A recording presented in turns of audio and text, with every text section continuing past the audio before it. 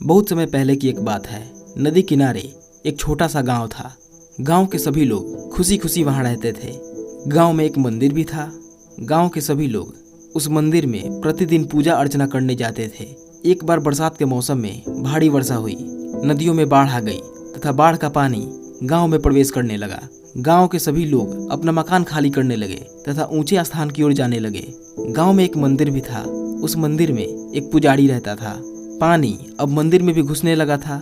एक आदमी दौड़ते हुए मंदिर के पुजारी के पास पहुंचा और कहा कि बाढ़ का पानी हमारे घरों में घुस गया है। पानी अब कुछ ही समय में मंदिर में भी घुस जाएगा। आप जल्दी से गांव छोड़कर किसी ऊंचे स्थान पर चलिए। सभी लोग गांव छोड़ चुके हैं, आप भी हमारे साथ चलिए। पुजारी ने आदमी से कहा, मैं तुम लोगों जैसा नास्तिक नहीं हूँ। मुझे भगवान पर पूरा भरोसा है, वो मुझे बचाने जरूर आएंगे। मैं यहाँ से कहीं नहीं जाने वाला हूँ। यह सुनकर आदमी वहाँ से चला गया। धीरे धीरे पानी का स्तर बढ़ रहा था। ऐसा करते करते पानी कमर की ऊंचाई तक आ गया। पुजारी थोड़ा घबराया, लेकिन तभी एक नाव के साथ एक आदमी पुजारी को बचाने के लिए आया। उसने पुजारी से कहा कि मुझे गांव वालों ने बताया कि आप अब भी मंदिर में ही हैं, इसलिए मैं आपको बचाने आया हूँ। कृपया आप नाव में बैठ जाइए। पुजारी ने फिर से वही बात कही कि भगवान मुझे बचाने आएंगे, तुम जा सकते हो, और नाव में बैठने से मना कर दिया। इसलिए वो नाव वाला भी दूसरों को बचाने के लिए चला गया। पानी का स्तर बढ़ते जा रहा था। अब पानी मंदिर के छत को छूने लगा। पुजारी मंदिर के ऊपर चढ़ गया।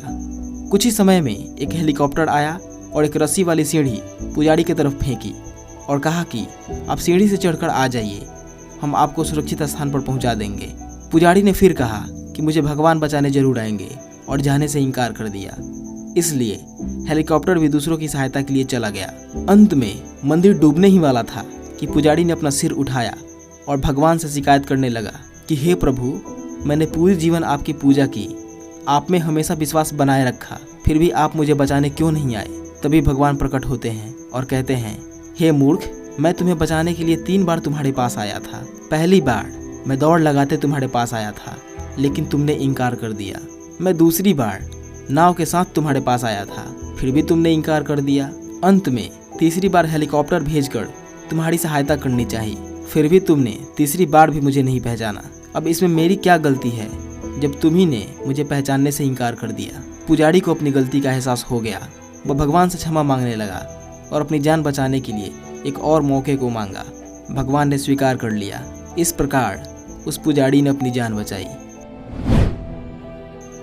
आप अपने जीवन में देखिए, भगवान आपको अप्रत्यक्ष रूप से कई मौके देते हैं। क्या आप में वो क्षमता है कि भगवान द्वारा भेजे गए संकेतों को पहचान सकें? आप भगवान से सीधे उम्मीद लगा लेते हैं कि भगवान प्रत्यक्ष रूप से आपकी मदद करें, लेकिन भगवान आपको अप्रत्यक्ष रूप से कई मौके देते हैं जिससे आप जीवन में सफलता की सीढ़ियाँ चढ़ सको। यदि आप में उन संकेतों को पहचानने की क्षमता है तो आप जीवन में जरूर सफल होंगे।